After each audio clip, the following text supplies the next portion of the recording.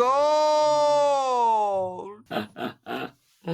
Oh, Milo, that's funny. Gold. Do you know when I was editing the live show for last week, I was looking through and I realised that I don't have those 3 sound bites in my sound effects folder. Oh, and I was like, oh no! You need to send them. You need to send them to me, Vasa. I'll send them to you. Because otherwise I have to jump on Riverside, do a recording, play the sound bites, and then download that. But then I'm using a different file from what you would be using anyway, so it makes no sense. Yeah. So funny that is. Gold in my life. Actually, we never posted it, but we really should, because we had the perfect opportunity. We forgot to post it to Instagram when we arrived at Hertz to pick up the car. And there was an area where we had to go because we were not of this prestigious group of people. But there was a big sign that said, Gold member. Gold members this way. Gold members this way. We'd literally we'd like to thank all of our gold member patrons. Ian, gold member. Gold. It was actually quite funny. It was. I watched that clip of gold member again because I loved it. He's like, he goes, I wash myself in gold. God. Ian has the actual video clips just on his phone. And you see the light behind the curtain all light up. He has like I washed my genitalia in gold. It is a good movie. Is it Beyonce is in it? Is it Beyonce? Yeah, Beyonce plays. Yeah. She looks quite fine there, to be fair, Beyonce, yeah. I look when Austin Paz keeps Foxy looking at Cleopatra. Foxy Cleopatra. That was it. And Michael Caine's in it as well. Yeah, that's Austin Powell's dad. Yeah. But I just look when Austin keeps eyeing up Beyonce's character in it. He's like going, he's just so. But Liz Hurley was hot, wasn't she? In Austin Powers. Liz Hurley the was original. Beautiful. Yeah. Then she turned out to be a robot. Oh yeah. In the second film, she did. Yes. In the second one, but not in the first one, Milo. But how do you know she wasn't? That's like the whole time it was a lie. So Short Circuit was it? Was he a robot? Was he not? Short Circuit 2 was gold, wasn't he? He looked all right. He was, Gold! 5. Gold member. It's so funny. It's gold member. Gold! Okay, in celebration of Pancake Day, Francesco has named himself Fran Cake. That's original. We had pancakes tonight, very briefly. I've had to order a new pan because ours was a bit sticky, but we managed to roll off 3 pancakes. A sticky pancake. I had to throw 3 away, and we got 3 good ones at the end. So that's all right. 50% success rate. Yeah. Fran cake, like that. Fran Cake. Fran cake. Oh, Francesco. It's what's for dinner. It's what's for dinner. I don't want any Fran Cake, thanks. I'm just putting a new sound on the board, Milo, at Francesco's request. I'm going to have to relog. What's coming. You really I'm going to have to relog because it won't update the list. Mark's got to hear this. Ready? Go. Oh, no. That's brilliant. And on that note... Milo. And on that turtle shell.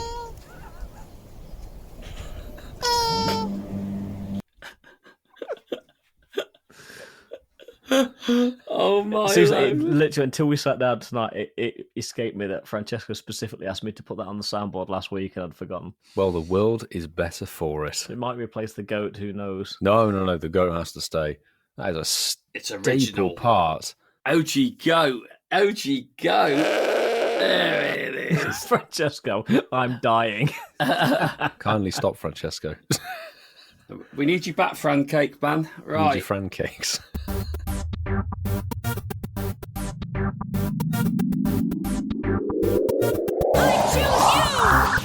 Tonight on episode 213, something feels a little bit more normal about this intro because I can see my boys. Well, last week, I saw nothing and I realised my foolish error of my ways. But tonight, Ian and Milo are very much back in the UK and I am still in my shed as I was the week before last and actually last week on my own. Guys, I'm joined with, guys and girls, I'm joined tonight with PoGoMiloUK and Ian Waterfall, and I am, of course, Masterful 27. Welcome back to the Incensed podcast. So, boys, we're all UK again, we're all aligned. How are we doing? Are we good? I think I must be jet lagged because I'm looking at the show notes. It says tonight on episode 201. That's okay. Moving on, because everything else is present and correct, but you are very much of the jet lag variety. Well, I've been back in the UK for literally about 30 hours. Struggling a little bit, but we'll get through today's show, and hopefully I don't fall asleep on you. We'll play some very loud sound effects if necessary, but also... Turtle, maybe? That's not very Turtle. loud, though, unless I dial it up for you, but we need some proper, intense sound effects. Noise. We need some intense noise. That'll wake you up, That probably. was next and shutting down me, yeah, probably. Absolutely. But on the other side of, I guess, there's the fence, the garden fence and the garden shed, poor old Marky is not 100%. He is not of the hundo variety as of late. Yeah, it's like Masterful 13.5, isn't it? Masterful 174 stats. Masterful 2.7. 2 points. Yeah, I've not been well for a while, actually, and I think there's a lot of it going around, and I certainly know a lot of people that are suffering as badly as I am. So, yeah, if you haven't got it, I hope you don't get it, and if you've had it, then I hope you still haven't got it, because it's not nice. It is not nice at all. But for the creation of great content, can't let a bug get in the way, can we, boys? No bug types, thank you. We'll see if we've got an event later on tonight to talk about Dun, bugs. dun, Probably dun. not, actually. We might be all right. We might be all right. But you please be back then. Obviously, 30 hours, maybe a few more hours by the time the guys and girls listen to the show. All things being equal, I'd rather be in LA. I do miss the Californian sunshine, that's for sure. Well, you only saw it for about 3.6 hours, Yeah, didn't literally you? is. But it was bliss, short and sweet. 3.5 days he travelled, what was it, like 10,000 miles there and then 10,000 miles back for That's commitment. 3.5 days. Yeah, smashed it. That's commitment, isn't it? That's commitment. I flew out Sunday night and got back, was it 4:30 Monday afternoon? Yeah, because you kept saying to us you were going to arrive in the morning, so none of us actually blinked at it, and you didn't. You got back in the afternoon. Yeah. Yeah, you were losing time, weren't you, Milo, as You you were lose flying time, across? and that return flight is certainly a bumpy one. Yeah, there's a lot of turbulence when I came back. I'm guessing you had similar. Yeah. A lot of Turtonator on the way back. They didn't have any raids, unfortunately. I went a bit go-cast there, didn't I? Jesus, felt like I was listening to last week's show again. Oh, dear. Breaking We've news, got our hey? English Chris back. Kyle's got a new game. Oh, dear. Yeah. That was a revelation on the They're show. playing Monster Hunter, those two are now. Breaking the scoop, hey? Breaking the scoop on the Incensed podcast. If you haven't listened to episode 212 yet, have a listen. What the hell It's are you doing? interesting. Go back and What listen. the hell are you doing? They miss weeks, though, so they're not consistent. So Everybody misses weeks except we do. Everybody misses weeks except us. Except you, actually. Yes, Ian. yeah, that's true. there we go. That is us. We're here. We hope your ears are here as well. We do not miss weeks because we want to create good stuff. I would say good stuff. It's great stuff. It's gold stuff, actually. Gold! For you all. Right, this is the bit now. For anyone new to the show, we ask you to throw down your incenses. Oi, you sleepy sailors, it's time to drop your incense. The reason we ask you to do it is because Zoe will ask you to do it as well. And let's face it, if Zoe wants you to do it, you need to do it. So we ask you to drop your incenses. The show used to be about an hour long. It went to about 5 hours at one point. Now it's reined back in to about an hour and 20. But now with Roar of Time and daily incenses and all that jazz, listen, you can have incenses to your heart's content to cover the duration of this show. And as most people know, it's probably the only thing you can do whilst playing the game, unless you like the music to the game when you play it. And then maybe you won't be listening to the podcast as well. But please throw down your incenses, and we will be sending you, as we always do, on the journey of the Incense podcast, the shiny and hundo looks will be going your way. And it is proven people get good stuff whilst they listen to our show. We do like to hear your surprises, and hopefully they're good ones.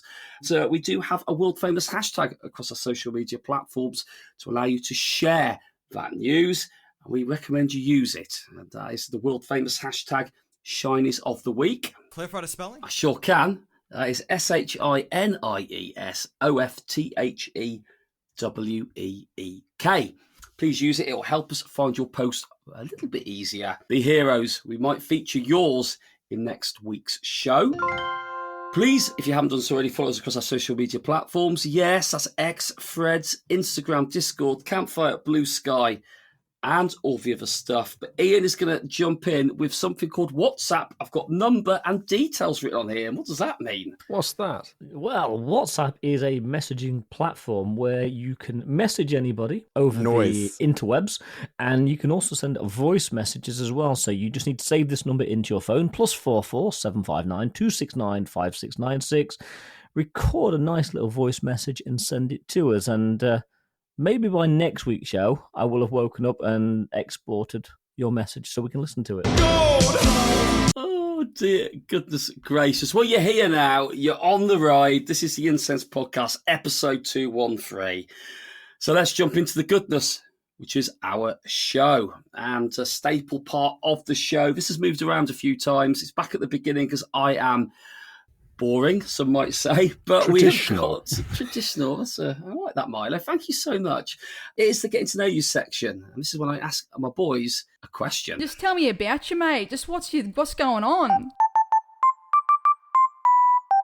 Oh yes, it's a getting to know you question. This has been going on since the dawn of time, and we've had very few repeats. And actually, surprisingly, the questions seem to be easier to find as we go further down our journey. Well, tonight, boys, I've got a challenging one for you. So, Ian, I do apologise for your state of mind, but hopefully you'll pull something out from your mind here, The mate. depths of jet lag. So, I want to know from you boys, who is your favourite cartoon character and why? Ian first, in the real cruel way. Sorry, Ian. No, it's fine. Let's get it out of the way. And it's a tough one because I didn't see these show notes until like way earlier because I was in bed last night when they came through.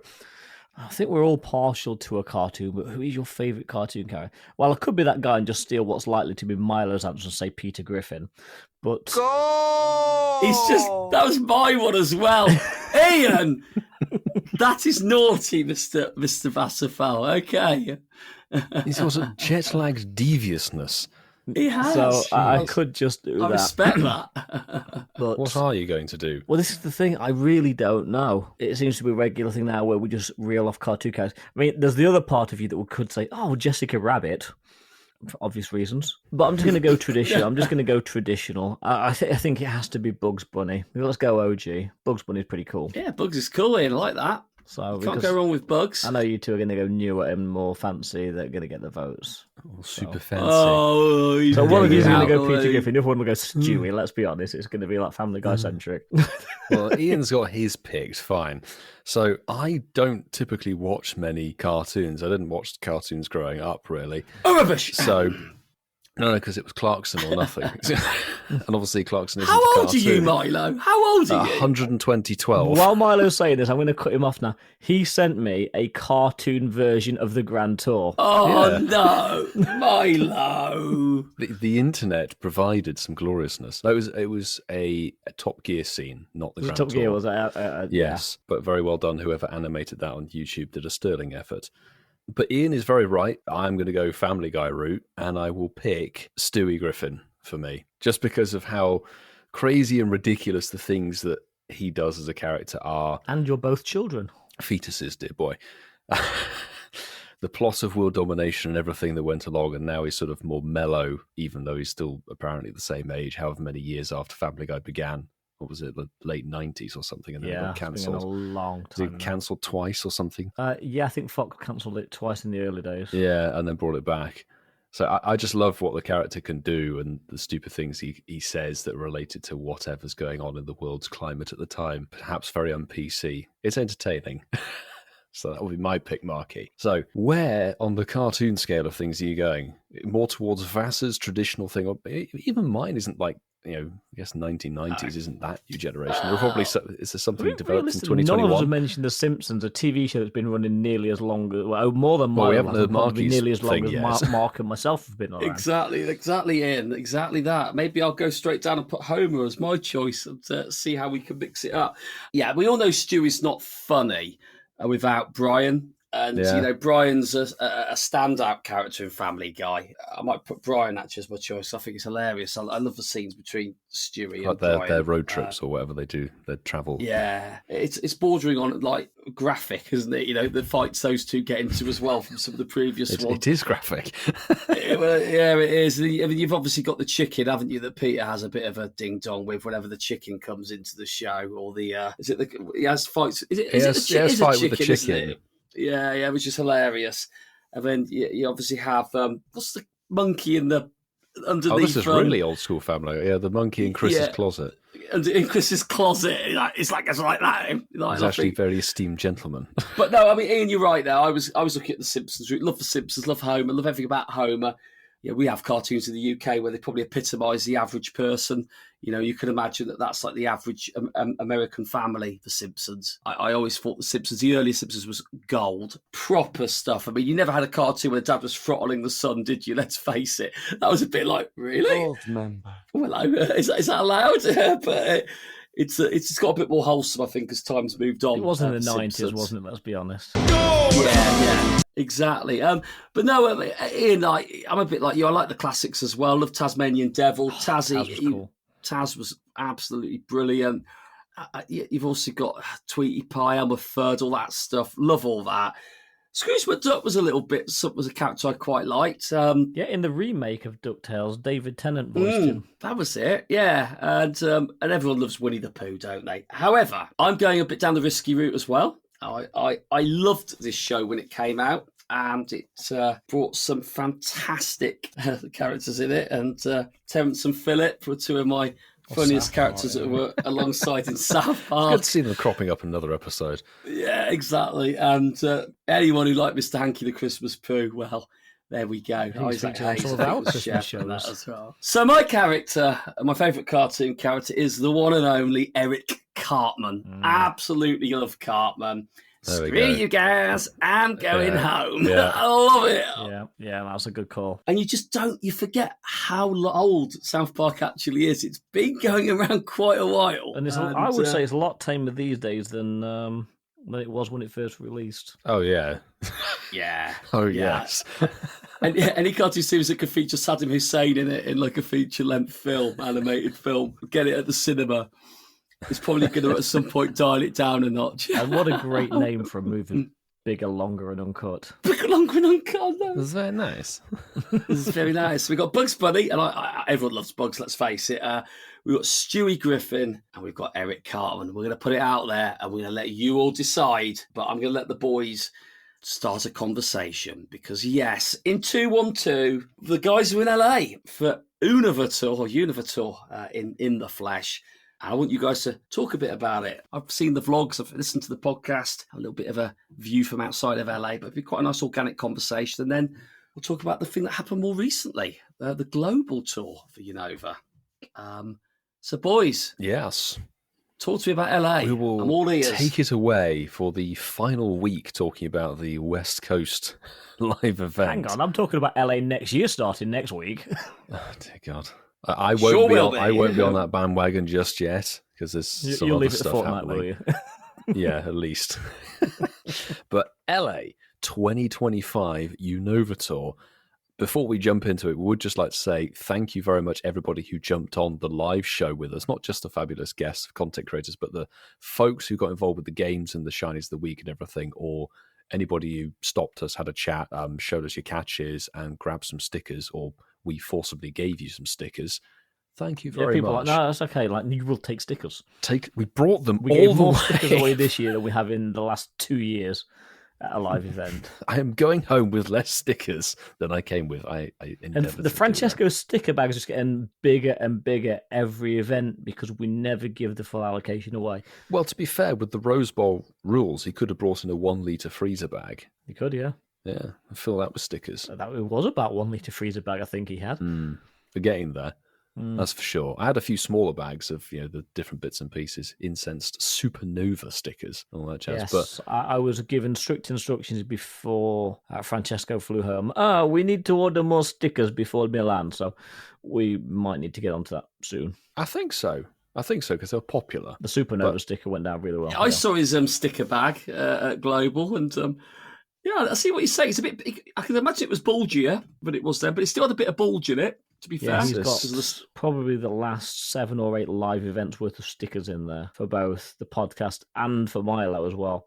And he's got some of mine in there and as well, yours. so it's getting sizable. Francesco's bag is getting sizable, A sticker sack, looking rather swollen. for God's sake. Right. Louis Milo goes, God's sake. I see, because Ian's jet lagged, there's no filter. We just keep going and going and going. So, shall we talk very briefly about the actual event? And I don't know, we talked a lot about it obviously last week when we were physically there, but upon reflection and what we'll talk about in a moment with Marky in terms of the global event, I really enjoyed how certainly the Rose Bowl and the park was laid out in terms of the biomes and the whole aesthetic of everything. It felt like a very, very good live event. You know, there is presence there, which if we cast our mind back to Vegas, wasn't quite the same, apart from perhaps Well, in Vegas, we had dust clouds and then a sketchy volcano in one corner, and that was about it. The whole thing about the Vegas event was the fact there was that lake in the middle, which looked quite picturesque with the sunset and everything. But other than that, it was just a big dust bowl. We know we did the Rose Bowl last year, but the way that they structured the event last year was there were 2 massive pockets of gyms, whereas this time it was more spread out in terms of stops and gyms. Speaking of gyms, and this is nothing new for a live Niantic event, but on the Friday there was a reasonable number of gyms, but then Saturday there was more, and then Sunday there was more still. So every day, so people that went Sunday actually probably had the best experience if they were wanting to raid, because progressively there were more gyms added throughout the weekend as Niantic tinkered with things. Yeah, I think they were fathoming out, as always, what is possible with the server side bits and pieces and what can be online, but it felt like it made you want to walk around the whole area, whereas last year... flat. I think we said this last year, it was flat, so to walk around this thing, and it was a sizable area between all like the 4 biomes, it was not an effort. You could walk around all day and you really wasn't exerting yourself one bit. No, and obviously you had to, because you had the different damn stops if you wanted to 3 claim whole that loops as a research. minimum. Yes, with all the different Kraganor and Emolga and Yamask Pokestops. Yamask Was a nice Pokestop, which made for some fun little gifts to send out to people.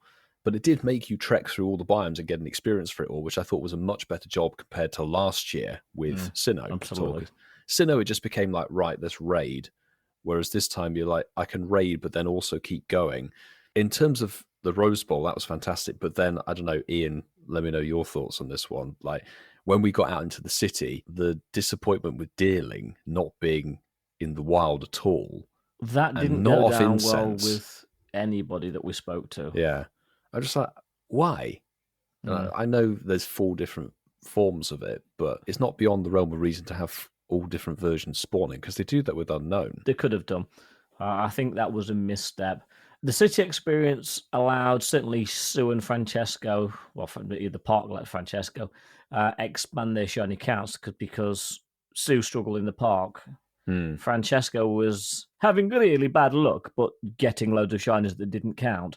And Milo was just RNG heaven for the whole event. I really did struggle across city and park. But I will say, the city did allow for more shinies, but then I suppose you've potentially got a lot more variation in the spawn pool. Yeah. This year, obviously, we went down to Santa Monica for a brief section of Saturday afternoon, which was really cool to experience. For me, the first time actually going there. It was packed, tons of people there, all manner of Jesus people were there as well. There was a lot of religious people there, and that's normal for it added for to the whole atmosphere, I think. Yeah. You and Sue perhaps had better luck in the city. I personally preferred playing in the park on this one. I preferred playing in the park, but in terms of the shinies that I got, I did ever so slightly better in the city. So I think it's always going to be the same, because city experience, as you say, is a jumbled mix of everything. And it's exactly the same on every live event, particularly even Go Fests. But going to the park, because of the new shiny being Deerling and featured in every single biome, you're like, all right, I'm going to venture around every single biome, because obviously you want to try and get that new shiny Deerling, be it from the wild, the lures, or the research. The research was flipping fantastic, actually. It was everywhere for Deerling. Yeah. Deerling and Basculin was everywhere. And the Pikachu as well, for those different things. It honestly, field research was fantastic, not just for this one, but I think for Global too. But it made you want to explore around the park area, which I don't think I've honestly felt an urge to do that for a live event in years, really, because everything, you look at it and go, right, maybe I need this particular shiny or whatever and go there. This was like, I need to visit everything. I'll go around, doesn't matter where I go, I'm going to go and explore everything. And that kind of made me think, I want to sit in the Rose Bowl. I want to be in the Rose Bowl, not necessarily in the city, which is, I guess, unusual. We were in a fortunate position where we could be in the Rose Bowl more, just because we had to be for what we were producing in terms of this show. But Milo is on the money that the Rose Bowl experience, and I'm not just saying this because Niantic actually gave us tickets, hashtag not sponsored, Niantic did supply tickets sponsored to us. Thank you very much. They nailed the park experience. Looking at 2024 versus 2025, everything was a lot smoother. They've been able to tweak things that weren't as good last year, and with the exception of the access issues because of the Rose Bowl's policies, the park experience was so much better. Yeah. And I would say the highlight of the whole event. Yeah, I'd definitely agree on that. Not that the exploring around the city where we had the hop on, hop off bus, which is a obligation for these live events that we go to. You must do the hop on, hop off bus, no matter what. Even if we sat on the top deck, freezing our asses off once again in the middle of the day. I don't think it was too bad. Because when we got down to Santa Monica, it was like his illness. The wind. Yeah, maybe. As it turns out, we got the last bus down, or second to last bus. Second to last bus down, and by the time we'd walked around the next bus, we'd got like half an hour there, and we missed the returning bus. That's how it goes sometimes. But it was great to do Santa Monica, and then we finished up Sunday by going to, was it Old Pasadena or Central Pasadena? Pasadena, Old Town, yeah. Which was really, really nice to go around. And there's a little park in the center area that you could have a little research quest or hatch some eggs. Yeah. Hot take though, and I don't know about your thoughts on it, boys, but the Enigma stops I think were completely oversold. That they really, yes, there were some good things in the Enigma stops, but there was equally some trash. I hadn't really been paying attention, to be honest, to the Enigma stops. But when I first collected mine, because we heard stories about people on the Friday out in the city experiencing, oh, they got shiny Sigilyph with the background. Oh my God, this is insane. And I did my first one, and I think it was a Pidove. No, it was Pidove. That's right. And I'm like, what the bloody hell is this? And then you got Woobat and all this sort of stuff. And you're like, they pick some of the deadest mons in the generation just to give it a background. You're like, it's a cool animated background, don't get me wrong. But then it became a thing of, can we find the Sigilyph stop? I don't know if we even did in the end. We didn't, no, because after you'd flown home, when the four of us that was left went to San Diego, Francesca goes, oh, I know where the stop is. We need to go on the way back. And we came back so late that we didn't collect it. That's how it goes sometimes. But they're also quite spread out. Oh, massively.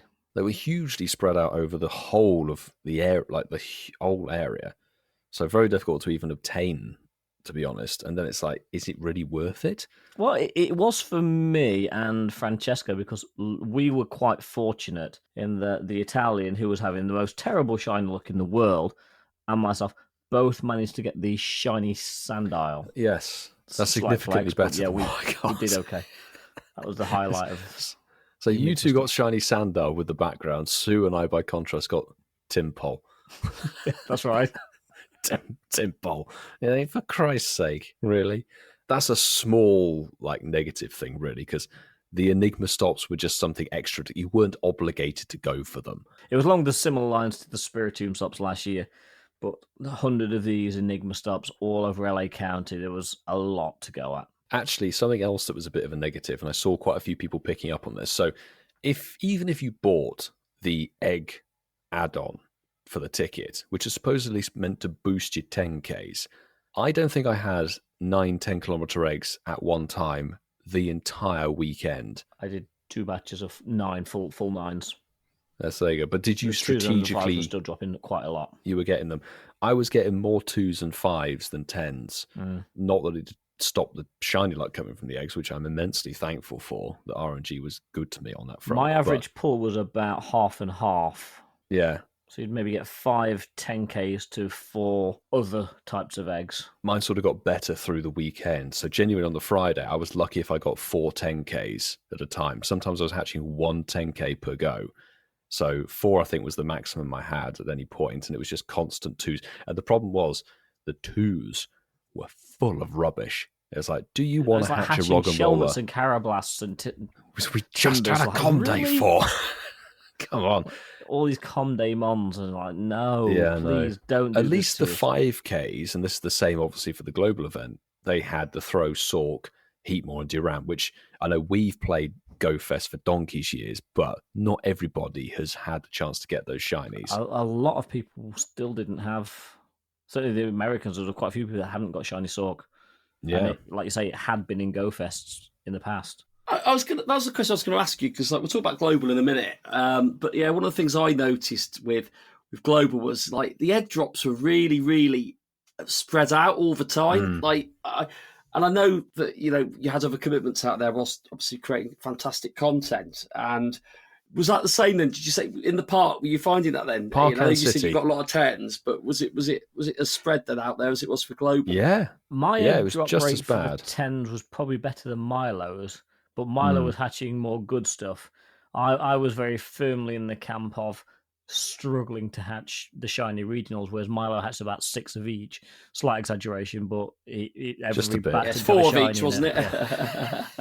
And Francesco, just on the sidebar, I've got to give this flex, because if I don't, Francesco will anyway. He got 6 or 7 shiny unknown V from the whole weekend. 7. Sorry, he got what? In LA, he got 7 unknown shiny V. And then he got one. Why did he not trade this me weekend one? for. I spoke to him in LA. I'm like, I need one of these shiny Vs. Milo said I want one. Marta wants one. So that's 3 of his 7. So I He's messaged got him when one I got for back you, to mate. England, and he goes, "Oh, there is already a queue of people for them." I'm like, "I asked you a week ago." Hold on, Francesco. I'm having one of your shiny Vs. That's V for Victory team of Incensed. We all need one in our accounts. We all have them as our buddies together. He had some good RNG on that front. He got That's 3 for sure. shiny Vs off of 3 consecutive unknown spawns. Good RNG, look, Milo. That is out the freaking park, RNG. Look, that's ridiculous. I was with Kerry when she got her shiny V at a global, and that was crazy luck. To get 3 in a row. Wow. Francesco in the chat just said bets are open on them. I'm pretty it sure doesn't we work already like that. bagsed them. Well, Francesca got the blue letters and Sue got the blue fish. A lot of blue stuff going around there. But yeah, other than the eggs then, guys, obviously back-to-back years for LA. What was the feeling like around the city? Because obviously when we spoke, they've had a tragedy out there. It's been quite horrific. I watched a lot of people's vlogs commenting that you couldn't really tell that any of this stuff's been happening out there. Did you feel it when you were out there? What were the people like? Obviously the city. We very much couldn't. We spoke to Nick, Trainer Tips, and he obviously gave us his insight to being an LA local. But from our point as visitors, tourists, if you will, we didn't go anywhere near a lot of the suburbs or any of the areas that were affected. So for us, it was LA as LA is. You couldn't see any damage, any devastation. Just looked like what we saw last year. That's fair enough, because it was a bit away from there, wasn't it, to be fair? Yeah, I mean, the PCH the going towards Malibu, that is still closed. Only residents can get in. And that was probably the worst hit area because it's beachfront and a lot of those houses literally went. It's that thing of LA is just enormous. Yeah, well, it's so a county. vast. People think it's a city. It's a county. Yeah, exactly. So we were in a completely different area. Obviously, the Rose Bowl previously was being utilised as, what was it, like emergency services? It was a services, staging bits area and for the pieces. emergency services. And bearing in mind, from the Rose Bowl to where we went to Santa Monica, that was like 20 plus miles. It's not just around the corner. It's a fair old distance. Sounds good. And I enjoyed watching your content. It was good fun, actually. Felt like you captured quite a lot of it. People Still got seemed in 6 good videos spirits. to edit from that trip. Oh, Ian. Ian. We don't learn, Ian. You need to get your day 2 vlog out when you're out there. Yeah, I will say, Ian, I'm immensely proud of the fact you got a video out for day 1 within the 24 let's hours. be honest, I stayed up till 1 a.m. and you stayed up with me. Actually, I stayed up till 1 a.m. to get that video out. And I would have got it up earlier, and you know what? Let's do Tom told us you need to do canes. So day 1, we got back to the house. Well, I suppose we better get some food. So we went out and got takeout, which was from Raising Cane's, which, you know what? It's I wouldn't say it's life-changing chicken, but it's actually quite nice. Is it KFC good, Ian? It's better than KFC, to be fair. Okie dokie. Except Milo's soggy fries. He wasn't happy with the fries. The fries were crap. Sorry. Milo? Jesus Christ! That's why when was chatting to Tom last week, he said fresh for fries. This is the thing, though. It's sort of like, we were editing in the evening, so anything was a good one. And honestly, yeah, the chicken was nice. But the fries, obviously, we had to transport it back and everything like that. So by the time I got it next to me and actually had stopped editing enough to eat it, so there's a lot of variables in there that probably made the fries as bad as they were. But I just sort of picked it up and thought, this is like something out of a freezer bag. This is what you put in the microwave. That's what it felt like. Is there no Just Eat out there? Can I not deliver it to your gaff? No, because everything at Raising Cane's is cooked to order. Oh. Including the fries. But then by the time you've got your order, you've taken it back to the house, which is about 15 minutes away, and got it on the table, served it, and then Milo decided, okay, I can stop editing for 2 minutes. My priorities in order. Milo, you need to fuel the editing. Fuel the editing. Off to the editing. Yeah, I heard Tom mentioning that's his religion, isn't it? Yeah, he was posted on Instagram just this morning as we record this. Some stuff that Keynes had sent to the Mystic Rips office. See, they sent it there. They need to send it to your creative hub when you're out there. How dare they? Favoritism. Exactly. But I think that's enough LA talk. But you boys played London together for Global. Sure did, didn't we, Milo? We absolutely did. We were down in the capital of London. That's Ealing, in West London. That is the place to be. And joke aside, it was an event I was really looking forward to because I enjoyed what I saw. Good to be with some familiar faces. Again, apologies that I wasn't my normal self. I felt awful for most of the day, but really enjoyed catching up with people I haven't seen for a long time. And Ash was down there as well, my partner in crime. Me and him need to communicate better in our relationship because I didn't know he was going to be down there. When I saw him down there, it was a pleasant surprise as always. That boy has all the luck. But no, great to play it. I love the global events. From my experience of playing on day one, didn't really play it on day two. I didn't have any intention to play it on day two. But day one it felt like you had a very good opportunity, certainly through field research tasks, to get the things that you wanted, to hunt them down and chase them. Certainly there was a lot of poker stops and very heavily favoritism of dealing and Basculin. Yeah. I was very pleased. I set myself one target from it, and that was just to get at least one of each dealing. No, we need two for each family, and I finished the day with 6 of the 8. Oh, nice! You did well then. Did really well. Really happy with that. Got the 4 and got 2 extras of the summer and the autumn ones, which is great. Again, my observation from the global event, very hard to get 10-kilometre eggs, very difficult to hatch more than 3 or 4 of them in a batch of 9. The most I did in one go was 5. I'm a bit like, I just haven't got the inclination to split them and wait to get loads of 10s. I just do them as they come along. It wasn't worth it because you'd be waiting hours. I was trying to do that, and I agree with Mark, and you may have noticed this. 10k drop rate for global did seem lower than it was for the IRL. I don't know what you guys thought. The shiny rates from the global eggs, I mean, they probably were the same, but I really struggled both in person and at global to hatch shinies. It was really, really a tough gig this year. I'd agree with you on that, Ian. So me personally, I think I hatched for global probably about 15 or 16 10k eggs, I think, honestly, on the day. Yeah. Obviously hatched a lot of other eggs as well. Didn't get anything shiny. A lot of dross in the 2Ks. They were horrific. I don't know if there's a conversation to be had for another day where they just turn off 2K eggs and just drop 10s and 5s. And then people have got the choice if they want to play for them or not, because at the end of the day, putting the 2s in there doesn't really incentivize anyone. No, exactly. You do lose sight of the fact that these regional Pokemon are now gone. They're locked again. These they come for their tour, but now, we won't see them again. Unless they drop in alive, yeah. Yeah, maybe Go Fest or something like that. We might see one of them move around. Again, Ash, we'll mention him again because he's like the Milo of the UK. Playing events in the UK with RNG. Look, he's good, that one.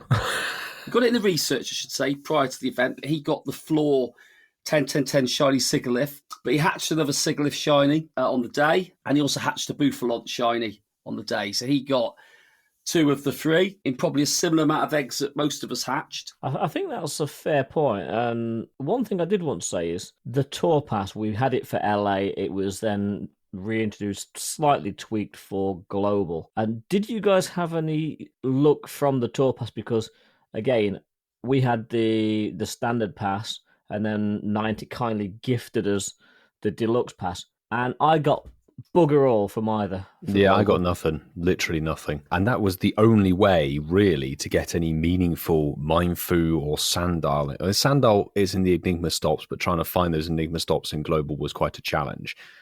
Mindfu was practically non-existent. I don't think I saw anything outside of the no, I tried a Team Rocket Leader, and it wasn't in those 12-kilometer regs like we had it apparently for the metro stations in LA, which we didn't bother doing because it's too much of a faff. Yeah. So Mindfu, you were literally playing on what was it, like 6 checks in this tour pass, and I think that's really bad, to be honest. And the tour pass for 15 quid. Yeah, it wasn't cheap. You did get a bunch of good premium rewards through it, but I can't believe that 4/5 of the ranks were just 100 dust or 50 dust. Like 4/5 of that pass. Well, was I think it ended at 250 wasted. or something, didn't it? No. The rest was just dust. It was rank 100. Rank 100 was your lucky trinket. Yeah, and so that kind of said, because once you got to 100, it said you've completed that's it. You've now. completed. Yeah, Basically. everything else Yes, is just it's a bonus. But I said to somebody there, I was like, I would have much preferred it if they just kept the 4 Pokemon that were 12 kilometers regular. If they kept the encounters rolling, Sandal, Mindfu, Pawniard, and Volibee, and just kept them rolling for the 500 ranks, because that would have given people much more checks and it would have added more value to the tour pass. It really would. And I mean, is this a sign of things to come? And we can talk about this in a future sort of installment, but yeah, this tour pass, it was a nice twist on an event ticket, and it's something I kind of hope that they do again, because it added a little bit more fun and excitement to doing. I love the rank up. Yeah, that was the best thing about the tour pass, was when it told you caught your Kyurem, and Kyurem, we'll get onto it, was painful. It really but you do it, you catch it and go rank up. You think, oh, thank God for that. I've caught it, so I can hit the run button and crack on with my life. That was nice, wasn't it? Well, yeah. You kept saying that to me. I got it. Before we move on, then, so on the ticket, then, so I called it the common ticket and the deluxe ticket. Yeah. That was my sort of choice of words on it. And for me, the common ticket delivered. I got Shiny Pawniard, which I needed. So I got that. You off actually the got some good stuff. I got Shiny Basculin Blue off the ticket. And I got Shiny Darmanitan off the ticket, which... with the background. With the background. And that, for me, was the real spice in it. I loved that one. It was really nice to get that. And, like I said, I'm not going to throw any shade at people. Everyone plays Pokemon Go in different ways. Yeah. I have a lot of respect for people that hit rank 500 I on have day no one. intention of doing that. No, and I'm going to, as a caveat to this, Ian, because I'm going to probably mirror what you're about to say. On day one, which I've got to say, anyone who wants to play the game that long and keep going, you're in your own zone, fair play to you. I didn't get to rank 500. I didn't even get to rank 250. I got to rank 185, and I was ranked out by that point. Do you know what? I'm done with this. I'm absolutely done with this. Yeah. And but it's a very good point, because this carried on, didn't it, from LA, didn't it? It was a new ticket, so it was. It was a new selection, because LA had a different set of ranks. It was less ranks. Right? It was 250 in total. I think it was still rank 100 to get your bits and pieces, wasn't it? Yeah, and Glow went to 500. Something like that.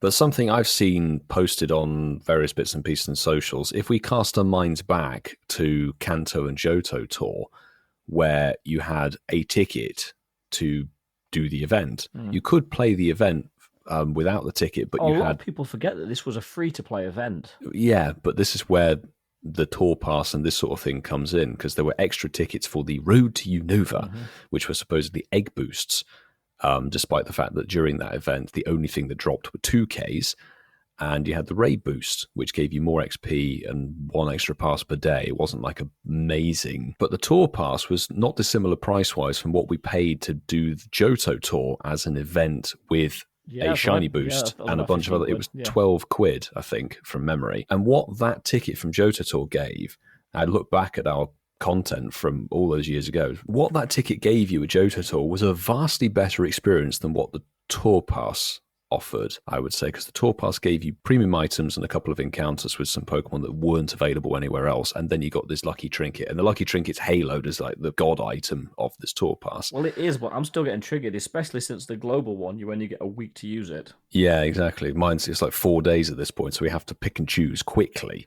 Mine might expire because I literally work and don't see anybody, so there is a Pick very one of real us. possibility my trinket will expire. One of us. Just drop it on one of us. I Use suppose, it. yeah, you can just go lucky, can't you? Yeah. Just use it on one of us. It'd be great. Yeah. And mine. Take your pick. We need to do a case here. We need to give you like a minute of why it should be one of us. We'll put it to the votes. Who should Ian use his Lucky Trinket I'm on? guessing both of you used your lucky trinkets. I use one of mine. Because you had two, did you? Yeah, Did because you get two? LA had one. We had one for Global. Did you not use yours in LA then? No. Yeah, I used one of mine in LA. So did you get two in LA? I got Ian? one and one for global. Oh, we've got, sorry, So two in he's LA for both. sat Sorry, on his mate, Global one. I'm sat on my Global one. Yeah, I've got to say, one thing I loved about the Lucky Trinket, and let's talk about the Lucky Trinket just for a minute, was when people forced them onto you and you didn't realise. And I loved that. Like, Dom, Ian knows Dom the Ragnarok. Dom, yeah. Love Dom. Yeah. He was with us, wasn't he? He was with Yeah, us. That's Yeah, good. I'm he glad was. he came up and spent it with you boys because He was with us. Together. Yeah. You know, it's the only time you'll see Leeds United and Millwall fans in harmony, sharing items with each other. Love it. He said, Mark, I've used my Lucky Trinket on you. And I was like, oh, don't, it's done. And I was like, my phone just lit up. You've become Lucky Friends. I was like, absolutely, because you could force your Lucky Trinket on someone and they couldn't stop you. Absolutely loved it. And everyone was doing it. There was no intention to hold on to this item. It was like, right, who you use your Lucky Trinket on? Bum, bum, bum. And they were done so quickly. And I loved that. Because don't get me wrong, as I said to Ian before, we don't trade a lot. I know this is about opening gifts. Yeah. It's not trading. But the benefit of the Lucky Friend is to trade. We do have people that we're lucky friends with that, you know, the likelihood is we're going to have to probably see each other maybe once a year if we're lucky and we get that opportunity to meet. And then you've got to be reliant that people still have got trades left over. But I like the 6 special trades. I love the Lucky Trinket. I love the screen animation. I love the little jumping around with a trinket in front of you on the screen. Loved all that. I like the fact that everyone was talking about it as an item. It was it's quite a basic item, really, isn't it? Well, it's one use. Boom. There you go. You're Lucky Friends. Good luck. Wait, one day it'll come into the shop. You can buy it for Yeah.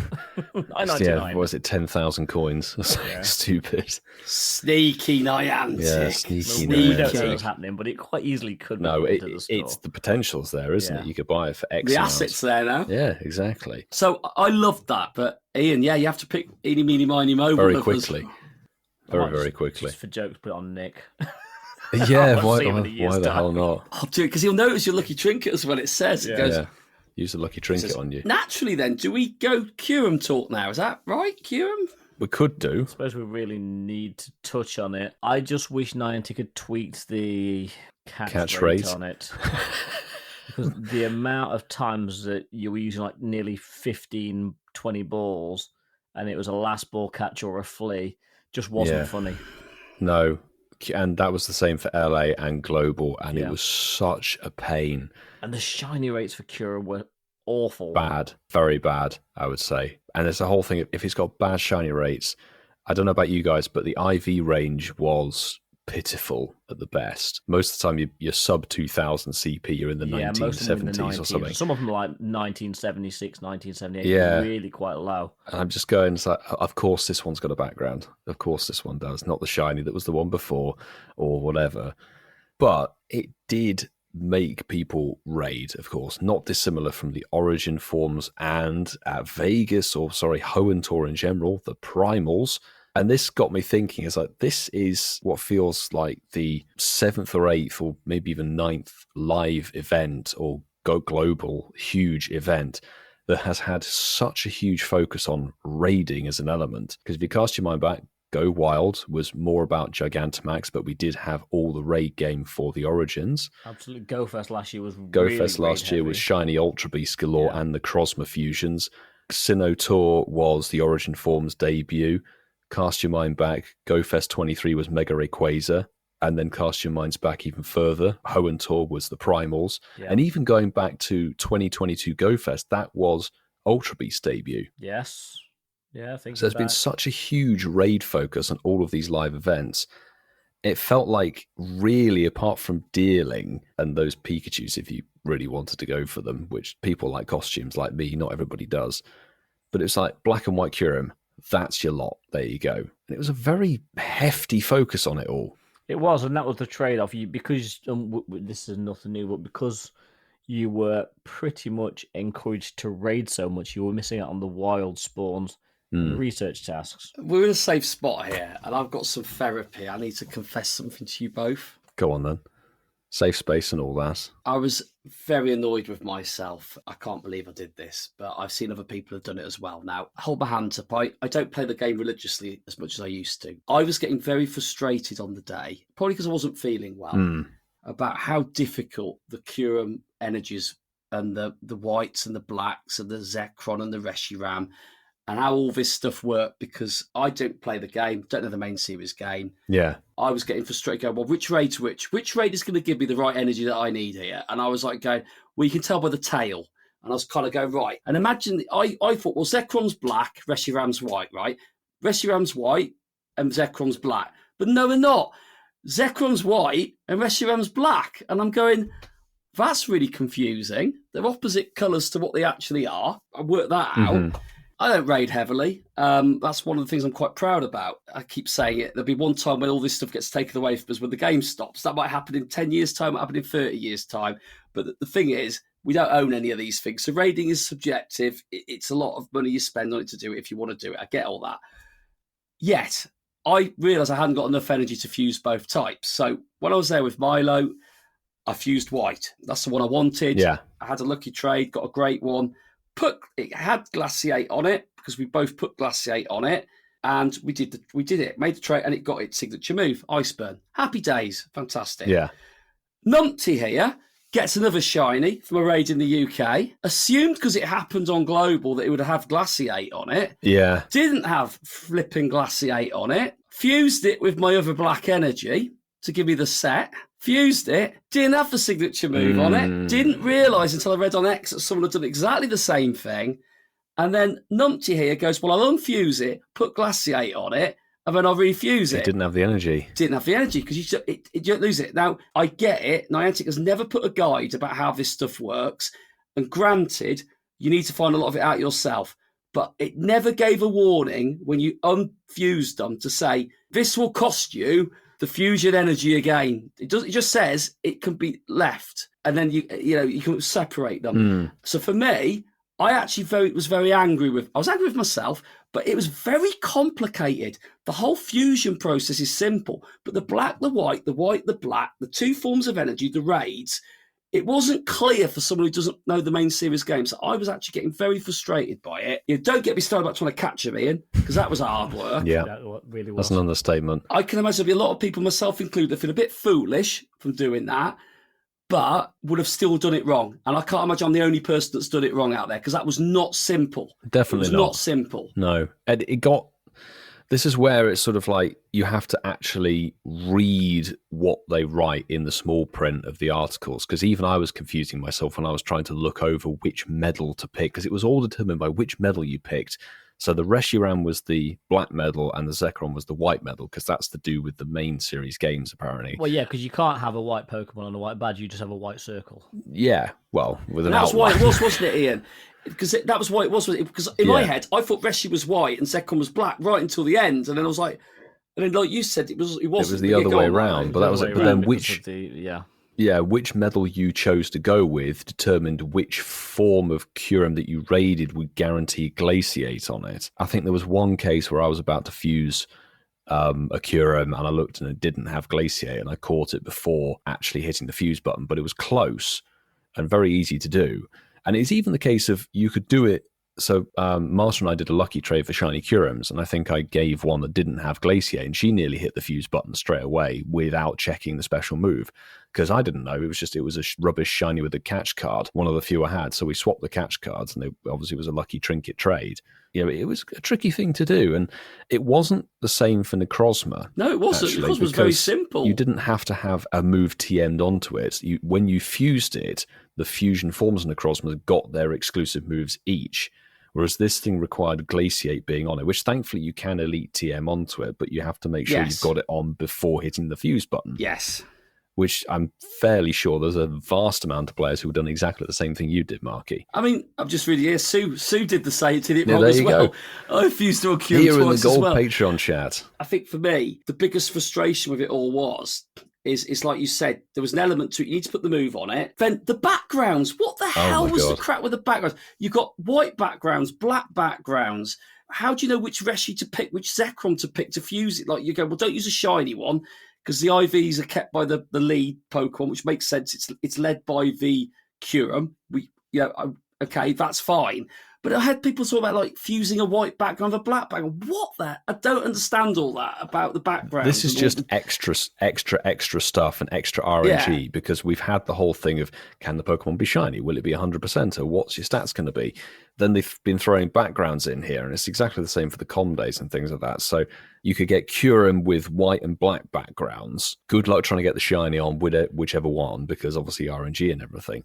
But then Reshiram only came with the black background and Zekrom only came with the white background to match their medals. So what you needed was the Curum with the opposite background. So you need opposite backgrounds to fuse together to get the combined one, which was animated and everything.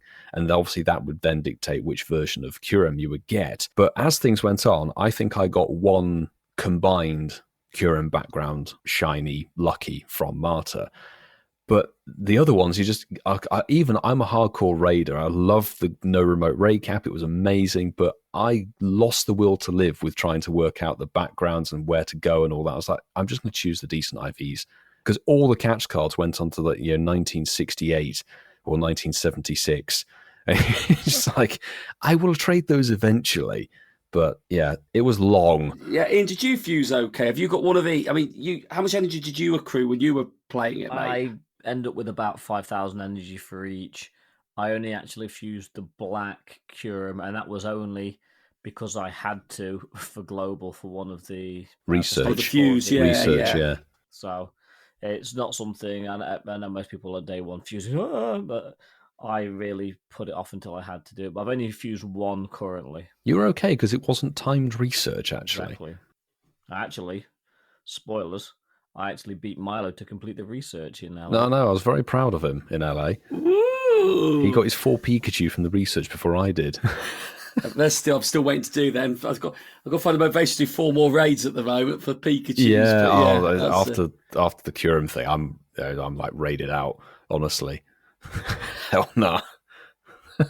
It's not worth it at this point. But that's what happens after a big event. I think we all felt the same way after Go Wild. Oh, and it burns you out. It really does. Yeah. I quite happily put the game down after even LA for a few days. I didn't feel the need or compulsion to be like on the game 24/7 like some people were. I was quite happy to put it down for a few days. Yeah. Well, thankfully the road to Unova kind of helped you with that because it was just Oshawott, Tepig, and Snivy everywhere. Yep. Let's not talk about the starters. No. Before we move on to the news, let's quickly, one quick score. Unova. Oh, done. Okay. I'll start. Play global. Actually enjoyed it. Got some new shinies. I love a global event. I'll give it an 8 out of 10, even though it was complicated. I guess we've got to score both, haven't we, Whitfield? LA? Yeah. Okay. Look, this is where it will show the disparity, really. In terms of an event and everything, I would give LA a 9 out of 10. It was solid. Global, I'm going to try and take my personal bits and pieces out of the way and kind of look at how other people were playing and everything like that. It looked like a 7 out of 10. There was still some good stuff, but there were very poor rates on too many things. What about you, Vasa? Well, in terms of LA, I totally agree with you. I was thinking it was flawless is a strong word. Ironically, the 10-kilometer egg drop stopped it from being a 10. Yeah. LA was next level. Really, really good. Really happy with that event. So I'm also going to give LA a 9 out of 10. Global, and I have said this to a couple of people that were bitching about the fact that they weren't getting many shinies over the weekend. I'm like, it's not a community day. It's a free-to-play event. Granted, there were pay-to-play elements of the event, but it wasn't a community day. So if you're coming out with sort of 7, 8, 9, 10 shinies, you're doing pretty good, to be fair. Having said that, the eggs were dreadful on global. For me, I think Milo might get this, and anyone that had already done the IRL might understand that it did feel like a bit of a letdown in a lot of ways. Didn't have that captivating factor to the point where I played Global very casually. So Why am I I'm not giving surprised? Global a 6. Francesco agrees with you, to be honest. I mean, this is something in terms of global. We had LA kind of as a the big ball out sort of thing, really. But I played a lot of Sunday for global just on Go Plus Plus with Great Balls because you look at the Wilds balls and go, eh. Did you get your Gothita on day 2? Nope. Milo? No, so that's the. I wanted Gothita, couldn't get it. Wild I spawn couldn't rates, get it either, awful. and I couldn't get my Springform dealing. I have a spare for you. Thank you. Yeah, it was interesting because I think I got very lucky, shows. I think I finished with 15 on the day That I was a played. good rate. Yeah. That's a really good number, actually, for Global. For Global, and like I said, didn't play it on day 2. We need to move on, but I think we've all said and done. I got a lot of new stuff in. Clink and Archer were ones that I needed. So it's nice that these ones finally come around in these events. It But is. right, it was a But free event. then you look at the news and you think, well, Archon's going to be shining in the event soon. Yeah. Catch Whatever Catch Mastery is going to be. Yeah. You'll be able to complete the family in a few weeks. Yes. Yay! Well, there we go. That is Unova well and truly done. Dissected. Yeah, we thought this was going to be a news-heavy show. Let's make it Unova heavy. We'll top off the news quite quickly on the back end of the show. But we've had a new season announced. Might and Mastery. Is the news. Which is here. We are there. They actually took. We're in it. They actually took inspiration for the name of this season from you. Actually, Might play the game and Mastery 27. Might and Mastery 27. I really love that. Love that, and it's good. It looks nice, Ian, doesn't it? I've said this before. I think the graphics look really good. I think they've really stepped it up a notch now. Yeah. When it comes to season releases, and the graphics look good. But what is Might and Mastery? Well, it is. It's Might Mastery 27, play the game. Very good, Ian. Mm-hmm. And I like to think maybe I will play it for 1 or 2 days during the season that we've got. 2 but days yes. out of the 90. Yeah, but it started, as we record today, it started today at 10 o'clock. March the 4th was the start of Might and Mastery, and we've got this now running through to June the 3rd at 10 a.m. local time. And what does it bring? Well, it's going to bring quite a bit, and we're going to run through that with you. So stay with us as we dissect it. The big thing and the headline is we're going to have the Wushu Pokemon Kubfu joining us as part of this one. It is a fighting type Pokemon, is Kubfu. Funny that. Looks like it's ready to fight anyway. From its stance on the article. But it can evolve into 1 or 2 forms of the Pokemon. Urshifu, that is either single strike style or rapid strike style. So there we go. But we've got loads to go through, guys. So let's peel the layers of this one. Well, an extra layer on the Kubfu is the Might and Mastery Special Research. So there's going to be a free one that's available to claim from Wednesday, March the 5th at 10 a.m., which is when the event kind of began, all the way to June the 3rd at 9:59 a.m. your local time. Encounter Dynamax, Kubfu, and more with this season's special research. New parts of the special research will unlock over the course of the season. Very much the same as the Dual Destiny or wherever it was that kind of unlocked every couple of weeks and gave you a stage that said We used catch to that 3 now, aren't we? Pokemon. It's like probably going to be 19 stages again. And You'll complete the stages much faster than they're unlocked, let's put it that way. But really, will you? Will you, Milo? I thought you were on about Dynamax Kubfu for a minute then. Dynamax I was Kubfu, that'd be still nice. Dual Destiny. I'm still only halfway through it. Really? Oh, I forget how casual you are. Ian, sorry to jump in. I know we're trying to go for the news, but like when I watched your vlog in LA, there was a moment it went to all your unfinished Special research. and even I went, oh my god, I'd be twitching if that was mine. I went, Ian, that's a list there, my It was friend. 13 unfinished research. He's got digital clutter. I'm looking at it going, well, how on earth are you scrolling to find the right one? There might be a video coming out soon. We'll actually clear some of it down. Get Good it. lad. You need to, what is it? Does it sparkle you joy? No? Catch it, bin it. That's what you need to do. But back to Might and Mastery. So there is a paid special research, a second path, like Kung Fu Panda 2. For 8 of your finest US dollars or the equivalent in your local currency, you can play through a separate special research story and encounter Dynamax Kubfu again. You can purchase this special ticket within a limited window. So this coincides with the first event of the season, March the 5th at 10 a.m. your local time, all the way through to March the 10th at 8 p.m. your local time. So by the time this episode released, you've got like a day and a bit to buy it if you want to. You must open Pokemon Go within that time frame after buying the ticket to claim that special research that you've just paid for. So please do it. That kind of is so that you get a Dynamax Urshifu of both forms. Well, really, yeah, sorry if you to be want that it. guy, though, but there's 2 forms of Urshifu. Yeah. And reading this, we get 2 encounters with Kubfu. So being a complete something, we're still missing one unless we get multiple encounters. Yeah, but this is... We've seen it in the past. It's Cosmog all over again, isn't it? But you can buy it right now or wait a couple of years or maybe even just a year and it may come back again at a lower price or for free. Don't feel pressured to buy it straight away just because you want to Dynamax Kubfu. Well, you know we all do. And speaking of maxing I do. Pokemon, we have some Max Pokemon debuts, boys. And this is where it gets a little bit exciting because we talked about this literally just a few weeks ago, but the Johto beasts are coming to Pokemon Go in their Max forms. Nice. Yes, Dynamax Raikou, Dynamax Entei, and Dynamax Suicune will be in Max battles at different points during the season. Might and Mastery. So stay alert, but that's not all. There's also going to be the release of Gigantamax Machamp as well. So I feel a Max Battle Day potentially coming on there. Yes. Looks rather spicy. Yes. Oh, spicy sausage. But boys, that's not Spicy all. chorizo. Aside from the Max Pokemon debuts, we're going to get another new Pokemon. And this it's a cute Pokemon, and I think we all like it. Nickit. Milo has Nickits in London. They're just everywhere. nest in his backyard.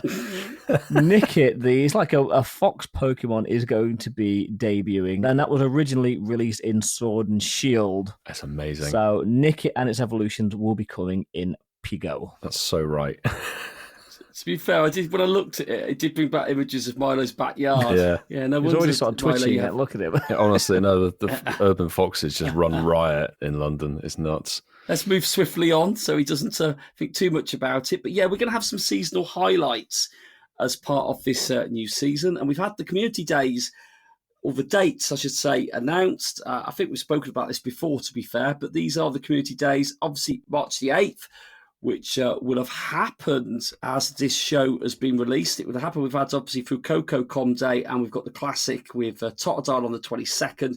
Just confirming April the 27th is April's Com Day, May the 11th is May's Com Day, and May the 24th is May's Com Day Classic. So that's just been reaffirmed. We do have the Power Up ticket. Trainers will be able to purchase a Power Up ticket during Might and Mastery.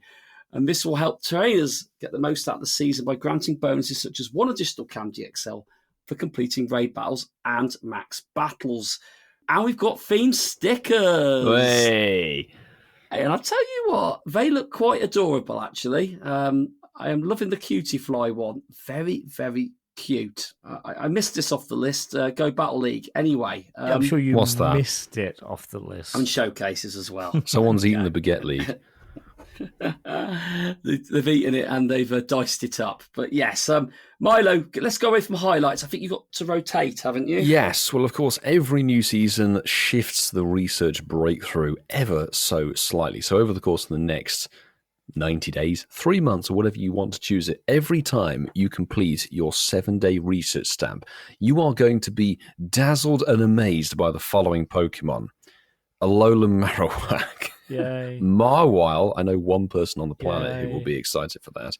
Drudigon, Yay. Zhangmo-o, which will be Okay, yeah. June's Com Day probably, and Charcadet, which obviously will be shiny since Wednesday. So that is actually quite cool. And Justin Timberlake can't be shiny. Oh, You bring in the Frigibacks. The Friggy is backs. ooh. Unfortunately, yeah.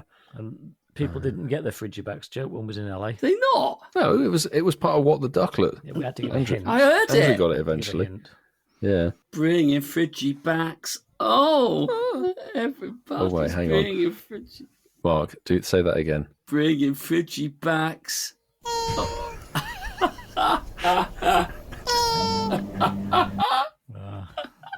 let's move on swiftly. Ian's like, oh, I love the turtle. Was blissfully unaware as to the relevance of the turtle until Francesco explained it to me. Ooh, this might need to be shared with me as well, so I understand its relevance. But anyway, Ian, what's going on now? We've got some different Pokemon appearing in the wild. Yes, Pokemon spawns will be changing up for the new season, as they do every season. And in cities, we can expect to find this motley crew, and it's not looking good. Sorry, guys. Ampharos, Whismur, Electrike, Milo's favourite Pidove, Ferrocy, which can all be shiny, and the two that can't are the evolutions, Chargebug and Flaffy. Flaffing fantastic. Yes. These season spawns are not looking great, I'll be honest. Well, I just expect to find Fluffy in the rural areas like the forests, but maybe not this season. So the forests have been announced, and you've got Yanma. I haven't seen that for a while. Yanma, Wurmple, Cottony, and Fugus, the Stardust boosted Pokemon there. Nice. That can all be shiny, but yes, there's also others that can't be, including Ariados, Steenie, and Serene, which are the evolved forms of that little Bounsweet vegetable. Whatever it is. Vegetable. So if you decide to go for a hike in the mountains, this is what you'll find. And there is one Pokemon in here that... Did you give this to me deliberately? It's your favourite. It's literally the best Pokemon in the game. But first up is Paldean Wooper, and then Slackoth. I am not going to leave the peak of Snowdon. I'm still scarred with Slackoth since Dortmund 2019. Dortmund, everybody is who went there. Same.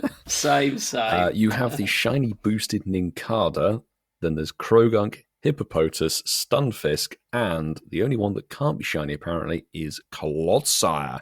But there will be some more, undoubtedly. Yeah, probably the best biome so far. Things don't really get an awful lot better. Oh no. If we go to the beaches or water-based areas, where you can encounter the following: Marill, Quillfish, Carvana, Whalmer, Spheal. They can all be shiny.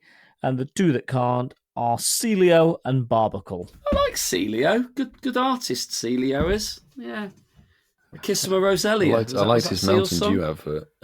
Do you like that, Ian? Kiss him a Roselia? Yeah, we're talking about the fact that that's a Batman song. A lot of people don't realise. That's a spotlight hour next week, isn't it? Again, yeah. I only had one in January from memory, so it's bringing back the Roselia. Love it. Absolutely love it. Spoilers. But anyway, Northern Hemisphere is where this trainer originated from. Will I be going back up there? Probably not. These can all be shiny, though, which is obviously a good start. We've got Chespin, Fennekin, and Froakie in there. But we also have Hisuian Sneasel dealing in its spring form, Dino, and if you want to get a shiny because you feel like you haven't had one for a while, you've got the perma-boosted Bronzer. In there as well. Fantastic. The dish plate, the Roman plate. Oh, dear God. Right. For the folks in the Southern Hemisphere who hopefully aren't encountering the Sydney Big Boy, you're going to be finding the likes of the Hisuian Growlithe, the perma-boosted Sneasel, Beldum, the Autumn Deerling, and the Alolan starters of Rowlet, Litten, and Poplio, and a few more besides. Cracking stuff. It's glorious. Wow, is it? Because the egg pool... No. Moving on. No. In the egg pool, Dwayne will be happy. Psyduck's in there. As for everybody else, not so much. Mark actually will be happy because Smoliv and Ducklet are in 2Ks. So nice. The 2K eggs have got something for Dwayne and Mark, but the rest of us are going to be quite disparaged with these. Other Pokemon that you can find in 2Ks are Apom, Wynaut, Bonsley, and potentially more. There will be more. Well, if those pesky 2K eggs have...